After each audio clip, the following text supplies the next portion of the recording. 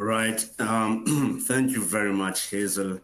Really glad to be here and really glad to be doing this with each and every one of you. We have really delved into really what we're meant to achieve, and Hazel has done a fantastic job of briefing us through on what I'll be touching on. This is just a bit about myself, but I'd like to know where we are connecting from, which countries are we connecting from? Probably you could just share that with me, even as I particularly get a chance to interact with us. I would love to get a chance to also answer each and every one of your questions. So kindly just tell me where are we connecting from, all right?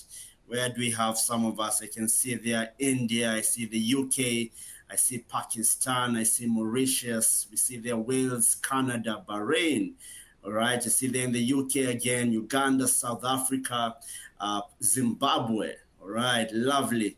The Cayman Islands, lovely. All right, Azerbaijan. All right, love that country. Glasgow. All right, we see there. Oh my, this is lovely. So let's see, how can we make your life a bit much easier today? All right, so first and foremost, just as you've been told, I will be taking us through a bit on the examiner's report, basically learning directly from the experts about common pitfalls and must know technical points. We'll also get a chance to primarily look at the study hub, and we'll do a live demo on how the study hub can enhance your knowledge. And then we'll jump right into some effective exam strategies that have worked for my students and also for myself while I used to do ACCA, and I know that they're still relevant despite being a change in paper mode. And then we will get a chance to answer all your questions. So let's dive into it.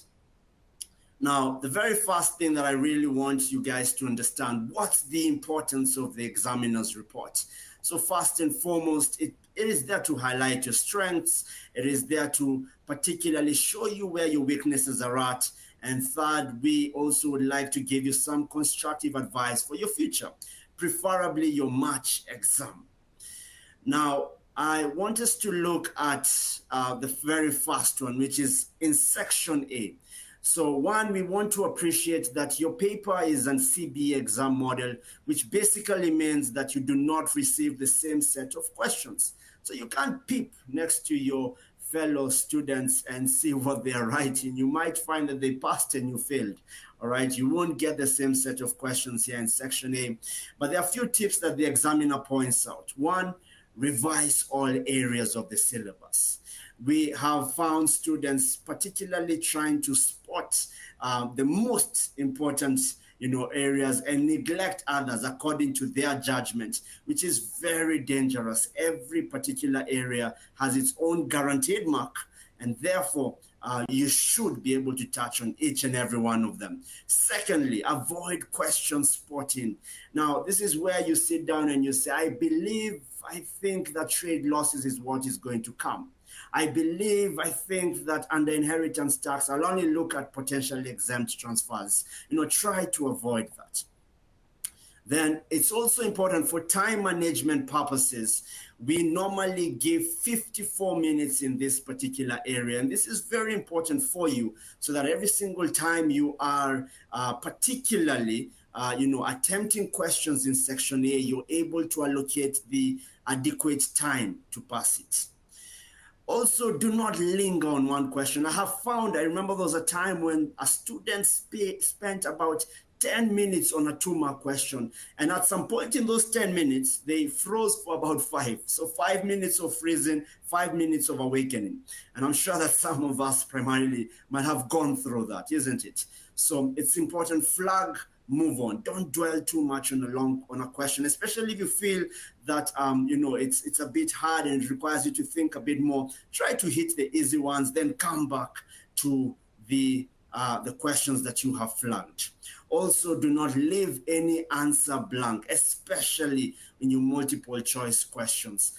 Look, listen, you can be able, if it's a multiple choice question, you can pick, you can choose, you can guess, at least guess. Even if you don't know, at least guess, but do not leave any answer blank. I like to say picky ponky can work. If things are rough, Try to play around with your options, okay? But if you know, please attempt it. If you don't know, attempt it, okay? And then as well, read the requirements before the question or the choices. And I'm going to show us how this preferably works in the next slide. So let's look at an exam technique. Let me teach you this as early as now. So I have a question here, and this is primarily borrowed from the practice test. So if you go to the practice exam, you'll actually find it there. So I look at the first part and I see I would want to look at the requirement. Which companies, along with Coraco Limited, are within ACCA Limited's chargeable gains group? So my focus is, well, the reason why I look at the requirement first is, well, this is on a light note, but imagine Valentine's is around the corner. And here you are, and someone tells you, I really love flowers.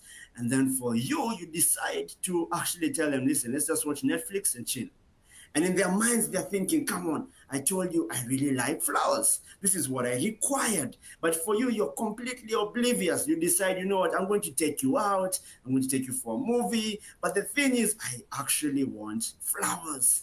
So you might spend so much money on other things, and the actual thing they wanted was flowers. Of course, the rest are good things, but what they really wanted was flowers. Now, it's the same thing here. What do I expect of you? Read the requirement first so that when you jump into the scenario, you can actually get a chance to understand what the question is requiring you for. All right, so you don't guess. So I know, chargeable gains group. So what do I know about that? All right, so I start processing in my mind. What are chargeable gains group? What does it qualify? You start to think, how can I qualify for a chargeable gains group? Is it 75% direct interest, 50% effective interest, or is it, so you start to think about it, isn't it? Then from there, I can now get the chance. Once I've read the requirement, I can then jump and start reading the scenario. And I'm told, hey, listen, these guys own 75% of the Badge capital. They dive deeper and they say Badge also owns 75% of the ordinary share capital of Doe Limited. And then it goes on to say, listen, also 51% of the share capital of 8 Limited. So what have I done here? I've captured key statements in the scenario. You need to have laser eye focus when you start reading the scenario. Remember, you already know what is required of you. So the only thing you have to do now is to pick up what is key in the question, because sometimes we might have so much content and you're not able to really pick up the critical areas, isn't it? Then I'm thinking, I remember what I have about the chargeable gains group. And I also appreciate that I've been able to capture key statements. All right. So I'll then jump in and I'll say, okay, you know what? What should I do next? Eliminate the answers you're sure are wrong. Now, sometimes some of you are magicians. You already know the answer even before you look at the choices, and that's fantastic. But some of us are not as brilliant as myself. Okay. But the thing is that you might find yourself in a situation where you're thinking, you know what? So I think this B doesn't look like the right answer, true? And D also doesn't look, it can't be none. So it must be either A or D. So what do you think the answer is? What do you think the answer is? Do you think it's A or D? What do you think the answer is? Let's see. What do you guys think? You think the answer is A or D? Or have I taken you too far into the love story? Maybe I shouldn't have said it.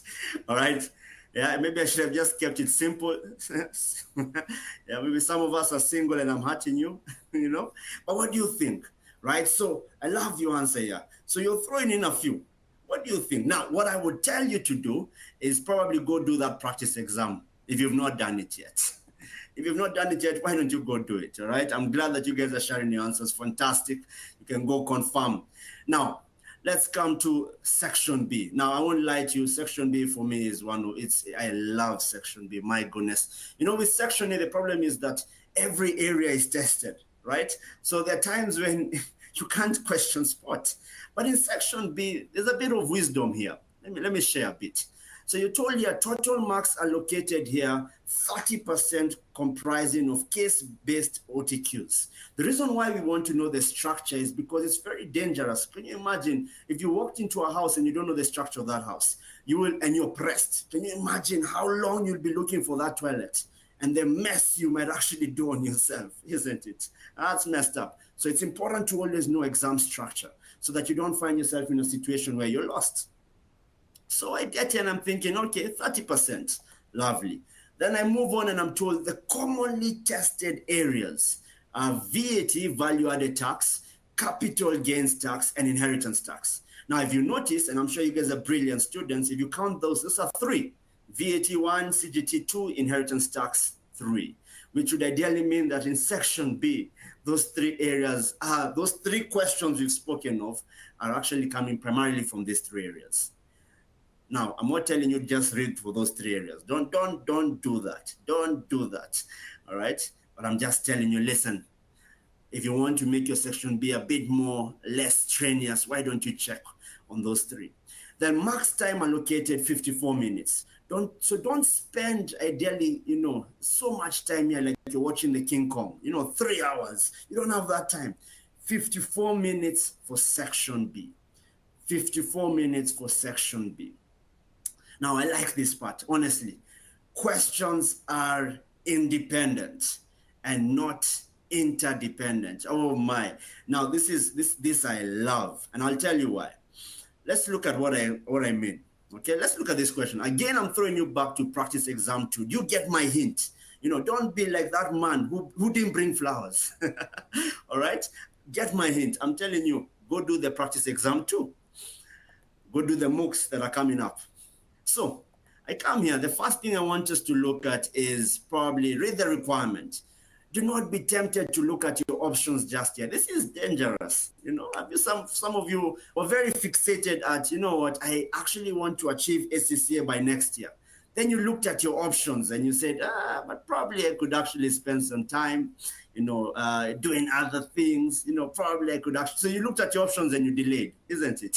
So don't be quick to look at your options, because looking at your options causes stagnation, and that means you don't have time. So read the requirements. How much inheritance tax will be payable in respect of the gift made to the trust? Aha. So I think a gift made to the trust, and this is inheritance tax, is normally a chargeable lifetime transfer. Okay? So I think chargeable lifetime transfers, what do I know about that? Well, the trust could pay for it, or the donor could pay for it.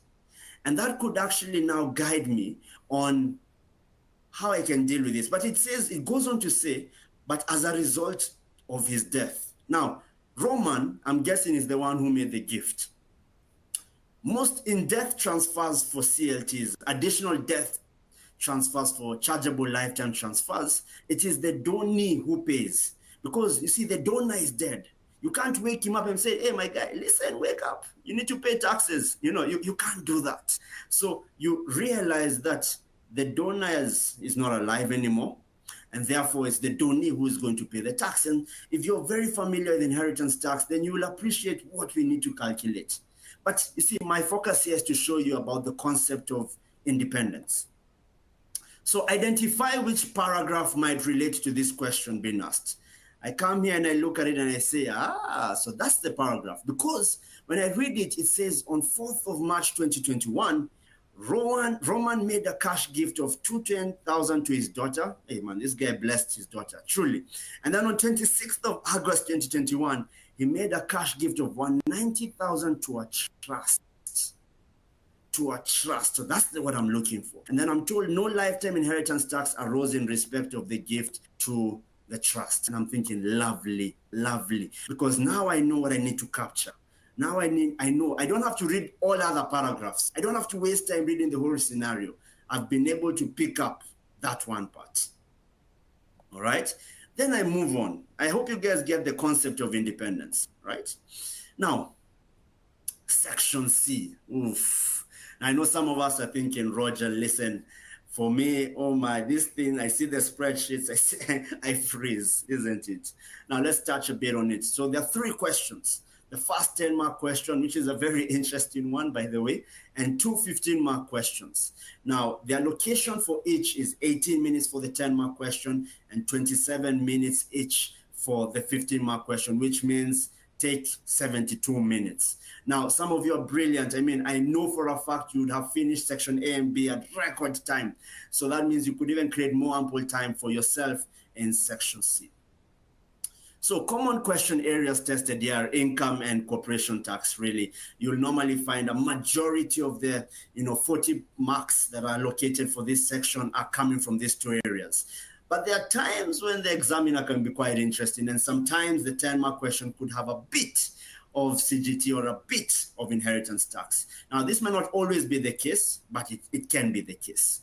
Now, the 10-mark questions are what we like to describe as the thinking type questions. They really test on your analytical skills. I'll ask you, listen, how much tax saving can I make if I choose this option against this other option? That kind of a thing. And therefore, you now come in as a tax consultant and not just someone who is doing my computation. Right? Now, the 10-mark higher skills question that was given, can you imagine? This blew my mind. That the 10-mark higher skills question that was given was similar to the examples included in the higher skills, chargeable gains, and inheritance tax articles. I had to read it for you because I want you guys to understand the emphasis of this. What these people are telling you is the higher skills technical articles actually had almost similar examples. Basically, the structure of how the questions were tested in the 10-mark question was literally borrowed from this higher skill article. So imagine if you read the article before the exam. If you read the article before the exam, how much stress can you save yourself? So read them. Read them. Now, candidates should also generally avoid putting detailed workings within one cell. Don't put too much within one basket. I want us to imagine this. You've gone for shopping and you have one basket, but that basket can only carry a week's shopping. But there you are, you want to fit in a whole month's shopping in that. As you walk around the supermarket or the store, your shopping starts to fall. Or can you imagine you've taken someone out, now that we're in the month of Valentine's, you've taken someone out, and can you imagine these people stock up their plate, and you're thinking, my goodness, who is eating? Are you eating for 4? Are you eating for your cousins? Where is all this food on your plate?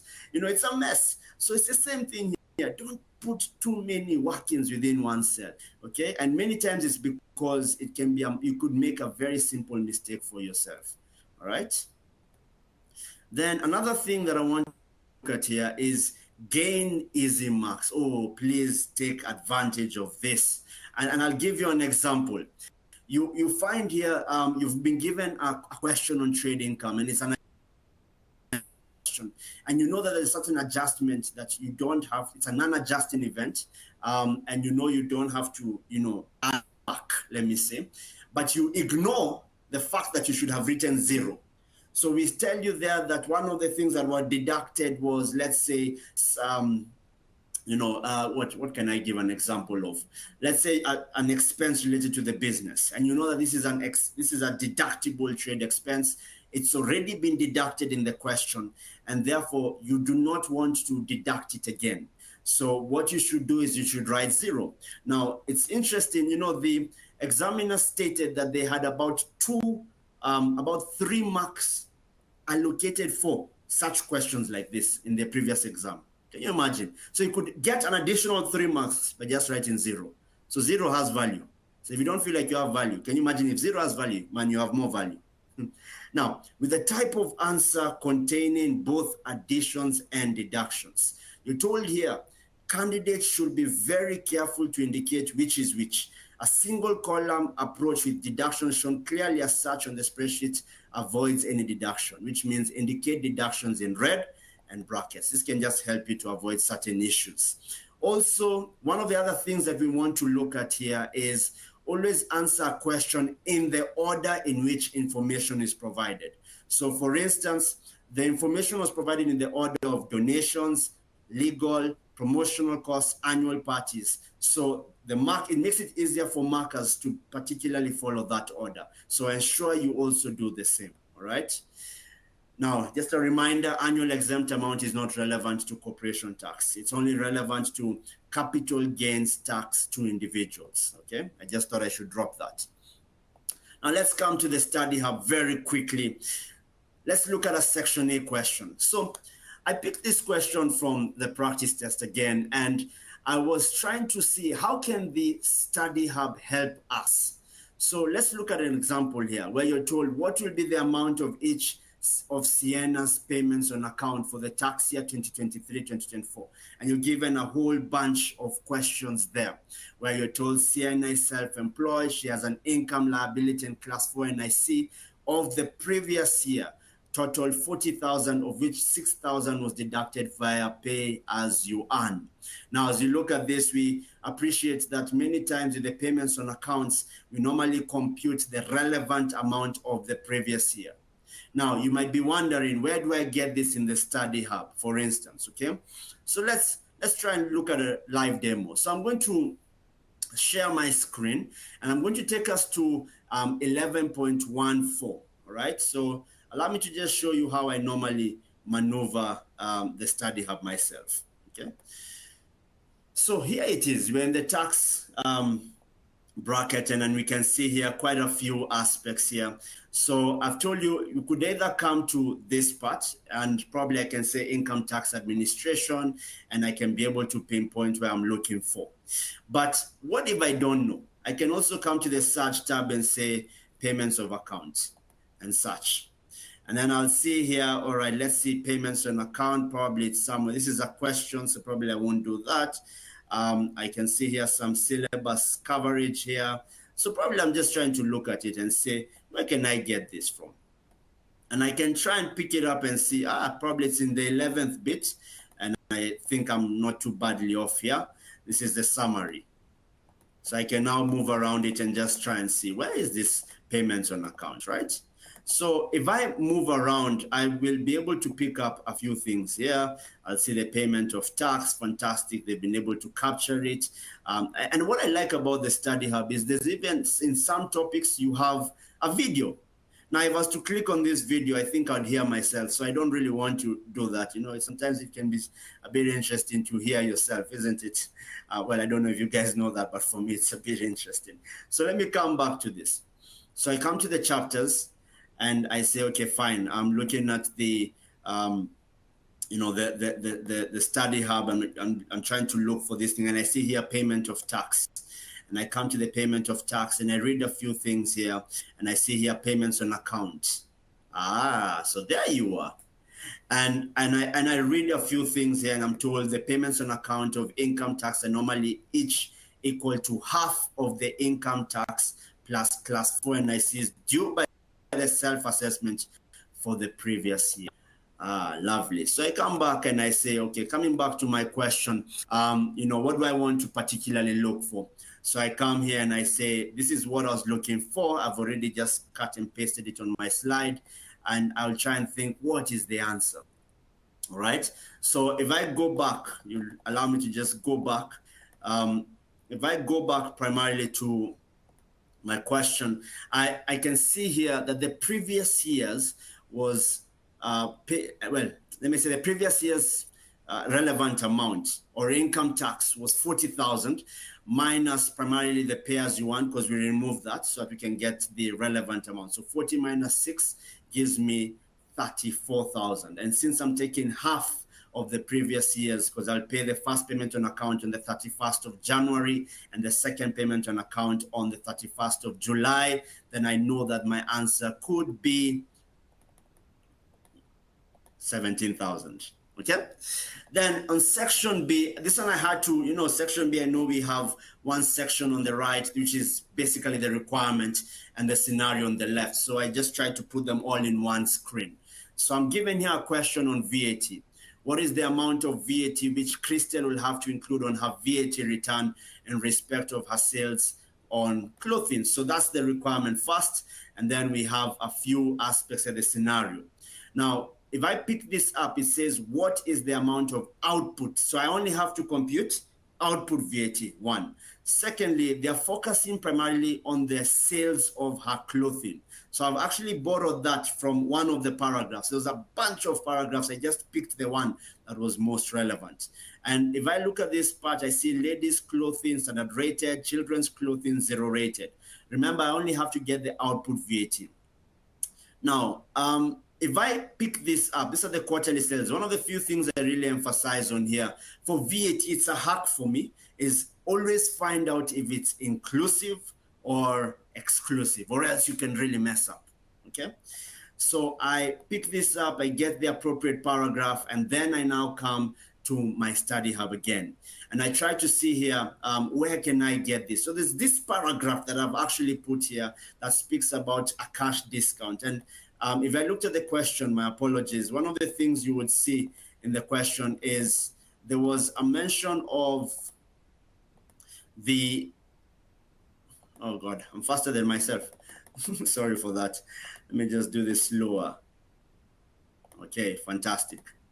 So if I look at this, it says Crystal offered a prompt payment discount on sales made during August 2023.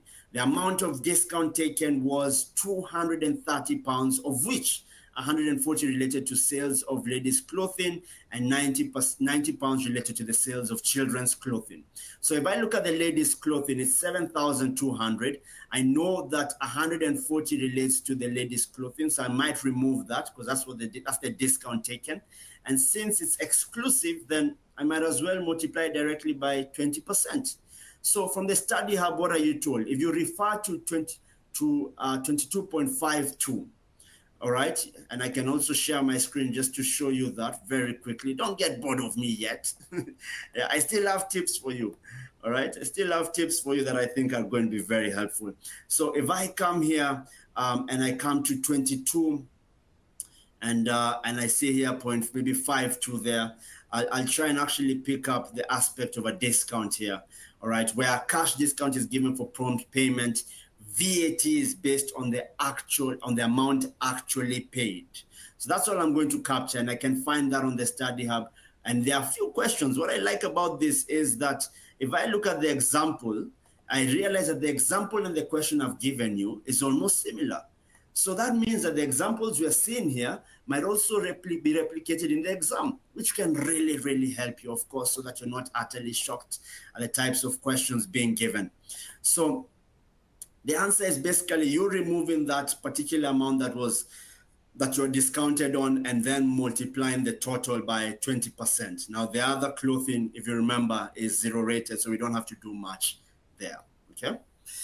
Then I asked myself as well, can this thing really help me in practicing section C? Can the study hub really help? So I asked myself the same thing. And is it really a good tool to enhance my practice in this section?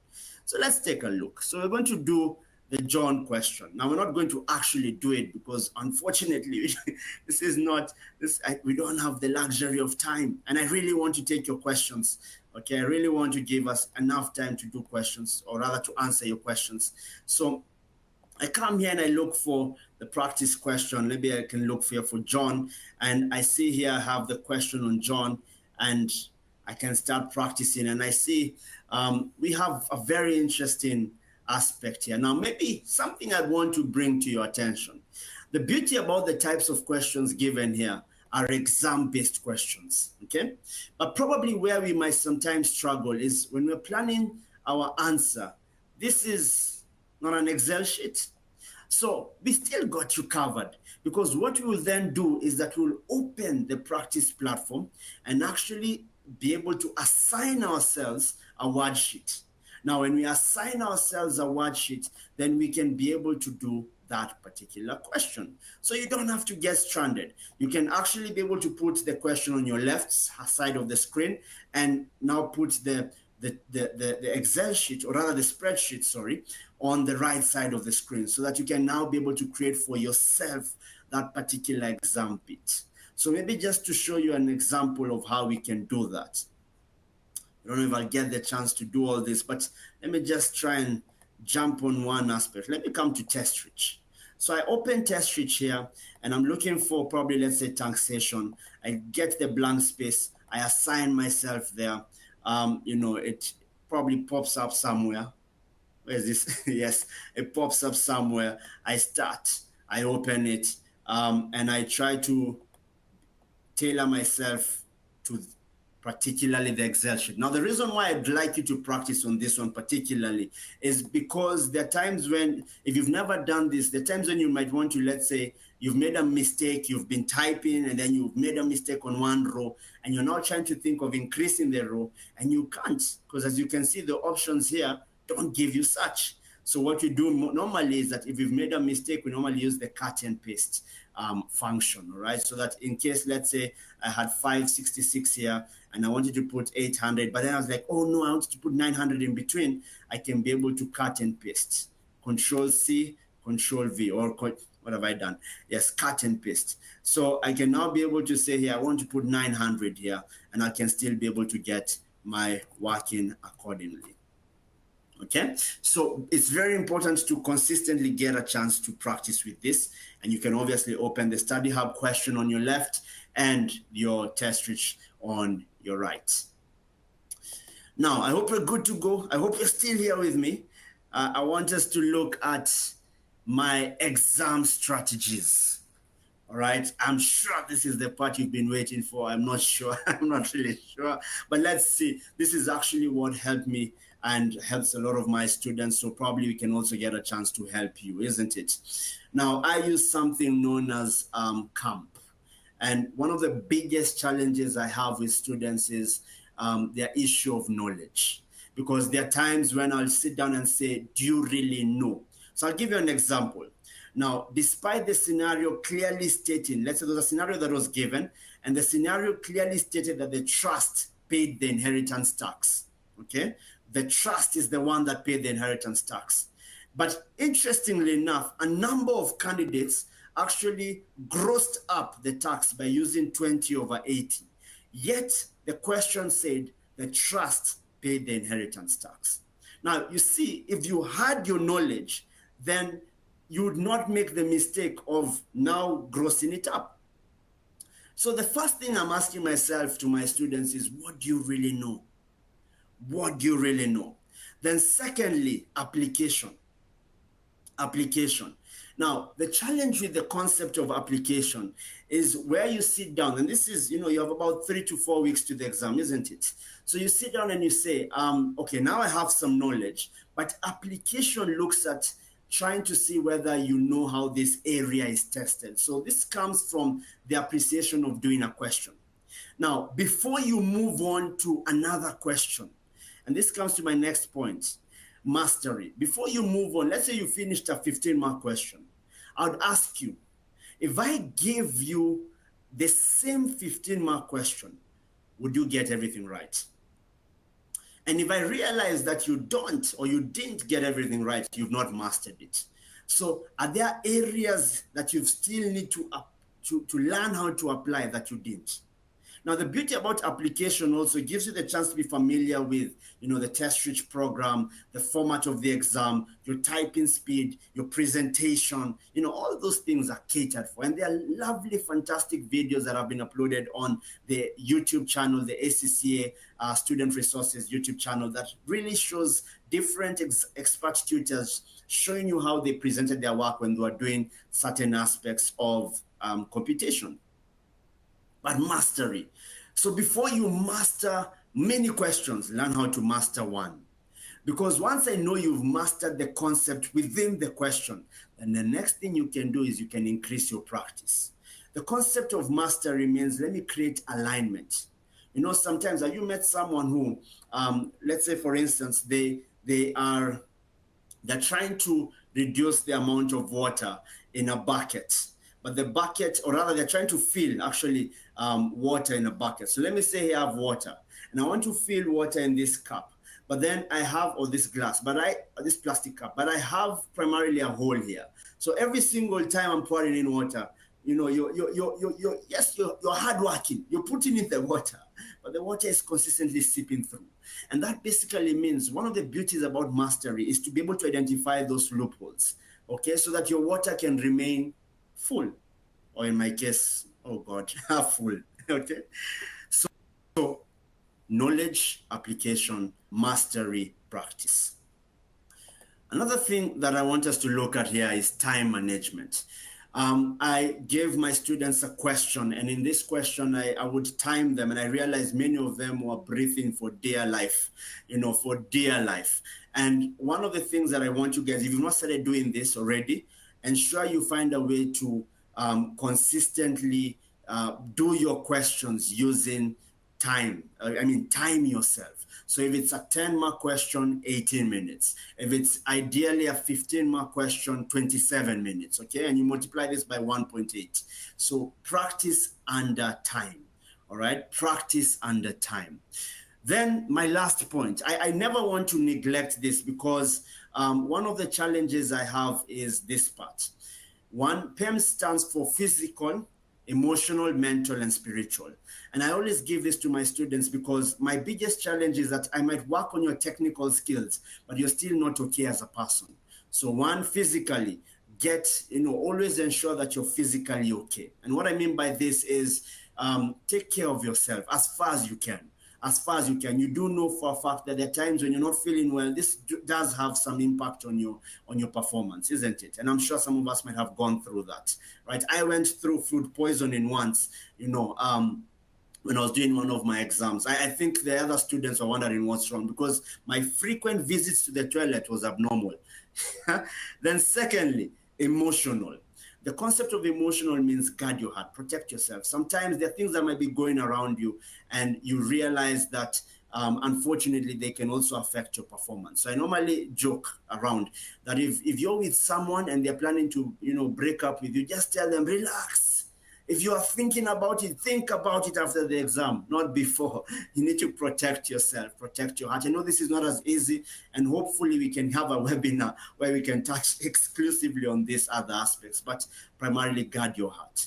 And then mental, audit your thoughts. Sometimes some of you are already claiming, unfortunately, failure. You'll say, oh my God, this thing is so hard. Oh my goodness, I have failed before. Oh my goodness, I'm struggling. Oh my goodness, there's so many dates to remember. And one of the things I tell my students on tax is like a beautiful lady. She's beautiful if you appreciate her. But the thing is that she has many details. She makes her hair, you need to recognize it. She makes her nails, you need to recognize it. And the thing is that the dates are important to her. So she'll ask you, when is our anniversary? You're like, oh my God, is it on the 32nd of January? So you have to realize that your mindset very critical. But tax is a beautiful lady. And for her love language is quality time. Spend time with her, all right? And then the last one is spiritual. It's very important that you internally as a person are okay as well. So spend some time in meditation, in prayer, take a walk sometimes, do some exercises in between your breaks. I used to do this, instead of touching any device or watching the TV or getting screen time, I would actually just, do some press-ups. So my most fittest seasons were during exam seasons, because you can imagine, there is self-assessment beating you up. And then you're there doing 10 press-ups. So you're thinking, if I can do 10 press-ups, self-assessment is nothing. If I can do 100 press-ups, most definitely tax, I can ace this. I can ace this. So I've tried to see whether we can give at least 20 minutes for Q&A. So let's look at it, all right? Let's see some of your questions here. I'll try to answer as many as we can, all right? So this is going to be my first online exam. Am I allowed to take my calculator with me, or do I have to use the screen one? As far as I know, most centers do allow your calculator, but primarily also get familiar with the calculator, on the screen. And the reason why I tell students to do this is because there are times when, you might actually, forget your calculator, and, you can't go and say, you can't go and time someone at the door and steal from them. I mean, that's so wrong. So, primarily get used to both, okay? Get familiar with both. Are we allowed to use pen and paper during the exam? I know there are some centers that provide this, but if this is not the case, then you can also learn how to use there's usually a sheet we have there, the scratch pad. It's never marked, but you can get familiar with it, all right? I know, especially for section C, you might not really need a pen and paper, but for section A and B, I know that can be something. But again, based on center, I'd also request that you contact your regional managers for ACCA just to get clarity on that, all right? Does presentation matter for section C? Heavily. I want you to imagine we're still human, you get. So I needed to make it as easy as it is for me to mark your work. So if I'm not able to particularly get a few aspects, then it can really affect my marking. There are previous webinars where we actually touched on this, where we tried to, I think it was in the December one, where we tried to focus on how you can get or gain additional marks, even in just your presentation. Remember I told you, if you leave out on 0, for instance, let's say you are meant to indicate by the use of 0 and you didn't, you miss out on marks. And also remember, we are human, we're still trying, we want you to pass. Most people think, ACCA doesn't want us to pass. Listen, we want you to pass. The more members, the merrier. The more members, the merrier. The power comes in members or membership, all right? So we want you guys to pass. We want you to join us. And then sometimes questions too difficult. So what we'll do for TAC. Okay, so some of the questions might be a bit difficult. I understand that. One of the things I sometimes look at is I'll go back to, if you're struggling with a question, I'd want to first and foremost know which area that is, because sometimes the question might be difficult because of a lack of knowledge. Secondly, the question might be difficult because you're also stressed. Okay, sometimes, unfortunately, the hormones you might develop might actually sometimes prevent you from getting that question right. So what I normally do is I take a breathe a bit, reflect on how this question has been done. So if you have the privilege of looking at the answer, let's say you've tried it out, but you didn't get it, look at the answer, try to see how they did it, try to understand it, and then do it again now by yourself. All right, that way, if you've missed out on something, you can now reduce on the error and see, okay, wait, I missed out on this part. Why was that the case? And also reward yourself on the areas that you actually got right. Also try to think about it and say, I got the answer here. What was my train thought that was right? So that you're able to allocate, on both ends so that you don't get stuck. In section A, how many questions and how many minutes you need to spend? That's fine. So section A, remember, we have, it's a 30%. Okay, that means that there are about 15 questions, each of 2 marks, and you're meant to spend 54 minutes. Okay. What are the best revision tips for the last 3 to 4 weeks before the exam? I hear you. For me, 1, practice. Questions give you the chance to be able to reflect back to your knowledge, okay, or to the content. So do as many questions as you can. Now, when you're doing questions, do them in 2 ways. 1, quantity, which means you're doing multiple, many questions, and don't focus only on one area. I found students sometimes saying, I'll only do the multiple choice ones.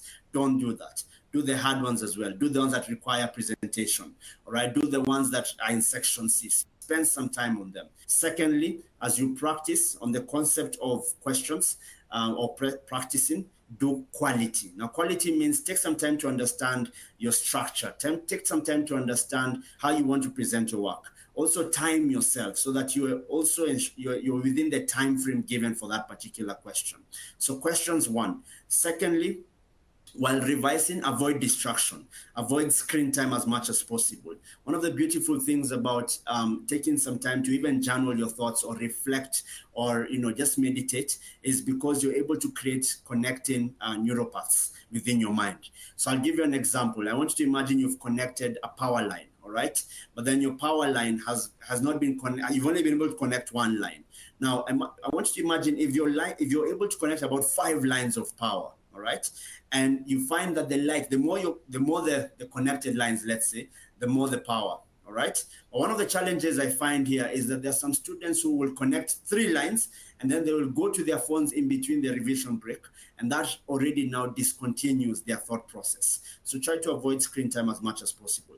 With your social time, build with the people who are going to build you during this time.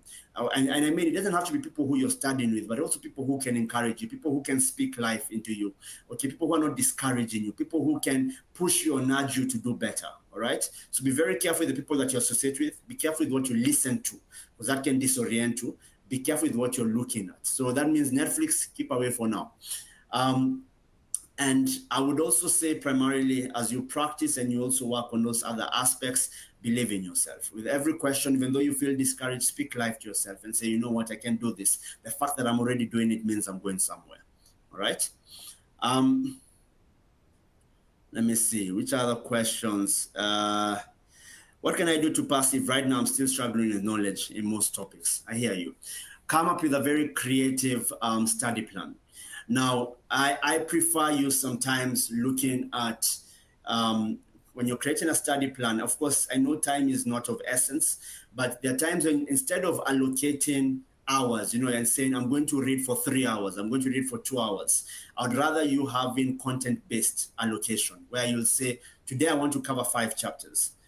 Today I want to cover 10 chapters. All right. So in the topics that you're struggling with, you're able to create time for those, and then ensure that when you're reading them or when you're going through them, you're going through them at a time that fits you. I know that there are people who are morning people and people who are evening people, people who are night people. So choose a time that fits well for you, so that when you're reading through that, your mind is a bit clearer and you've also prepared your mind to actually start to receive. Okay, so create a study plan. Try to say, okay, if there are about 10 topics you're struggling with, can I cover 4 topics in this week? Okay, 4 topics per day. So that way you're able to still get some time to practice. And even when you're covering them, you're doing the study hub quizzes, okay, because those ones give you the chance to be able to see how you performing ideally in this topic. So you have those 5 questions, and you're able to say, okay, in this place I'm good. Let me do 1 practice question. All right, I see I'm better. With that little progress, you start to realize if you're able to lift that tire up, you can now start rolling it. And when you start rolling it, things become easier. Lifting it up is the problem, isn't it? Then let's see, in section A, where we have to feed an answer on a box, and there's some zeros outside the box, and let's say the answer is 23,000. Are we supposed to write just 23 or key the whole? All right. Now, in such a case scenario where you find you have an answer on the box and you find they've already added for you the zeros, you already know your answer is, let's say, 23,000, then you'll just put 23 and then the remaining zeros will feed for you, okay, if such a question is given. All right, no question. All right. Thank you so much for your kind words. I really appreciate it. Any chance of passing the exam if I literally just started studying 2 weeks ago? I didn't want to give this story, but let me do so. And I hope this encourages you. I'm not encouraging what I want to say right now, but I'm saying I want to show you the possibilities of it. So when I was doing my last paper, one of the biggest challenges I had was we were not able to access material. You guys are so lucky you have the study hub, really. I personally could not access the material. I was self-studying.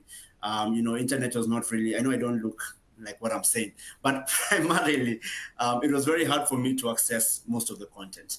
So I used to have to rely on someone. So you can imagine I'm praying for someone to finish their ACCA because I need their material, I need to borrow it. So my last papers were APM and AFM. We used to call them P4 or P5. And I paid for the exam in faith. The exam was in a certain June sitting. We only had June and December. We had 2 sittings. And I paid for the exam in February. Can you imagine? Hey, Roger, you joker. I paid for the exam in February, but I had not read a thing. So when I got the materials, I got them at the end of April. So I was reading the content for the very first time in the month of May. And I remember speaking to someone who had finished ACCA, they'll remember, and they told me, Roger, listen, what you're doing is you can't pass this paper. And I appreciated him. I respected his opinion because he was already an authority. He's an ACCA member. And I looked up to the gentleman. I thought, during the people who are around me, I didn't have many ACCA members at the time. So I really appreciated his advice. But I realized that his reality is what he wants to perceive is real. So he is able to give based on what he's experienced. So I said, why can't I create my own reality? Which means that if I think I can finish these 2 papers in a month, I think I can. So I started to create my own reality. And as a result, I started to create a very rigorous study plan. Now, remember, I didn't say this, but I was working. So what I started doing was that I would take advantage of morning. I'm a morning and a night. I can survive at any time, really. My hardest time, though, is in the afternoon.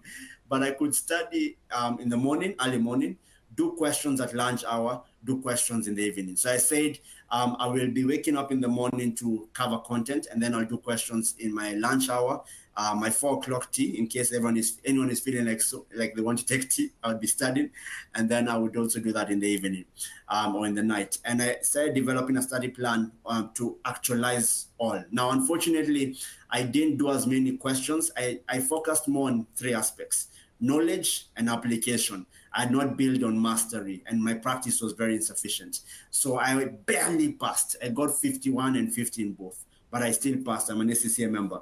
But you see, the thing is that if I look back at it, I realized that the first thing I had to fix was my mindset. The first thing I had to fix was my mindset. Once I did that, I could now create a very well-structured plan based on my schedule. So what I did might not work for someone else, but what I know for a fact is if your knowledge is in check and your application is building up and you can master a few concepts, then you're good to go. All right, then you're good to go, and I'm sure you'll do extremely well. All right, I'm sure you'll do extremely well. Let's see. Do I have any other questions? Let's see. So I can see here. All right. Let me just to finish up on one aspect before I finish this. One of the things I really appreciate each and every one of you for is that you've actually stepped in to do this qualification.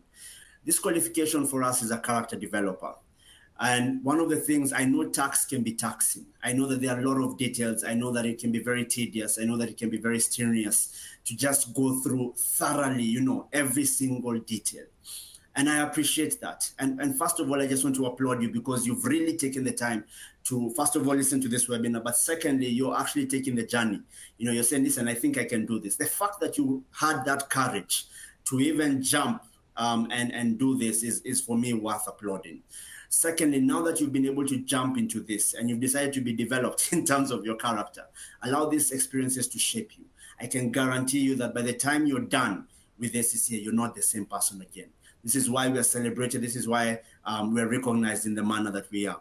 And I can say for a fact, remember these 2 things: CAMP, knowledge, application, mastery, practice. And the last one, PEMS. Physical, take care of yourself. Emotional, guard your heart. Okay? Mental, screen your thoughts. And then spiritual, build your inner man. If you can do this primarily, these 2 aspects, I am sure you can pass not only tax, but any other paper. I really wish you guys the very best. You've been a fantastic crowd. And I wanted to ensure I captured every question.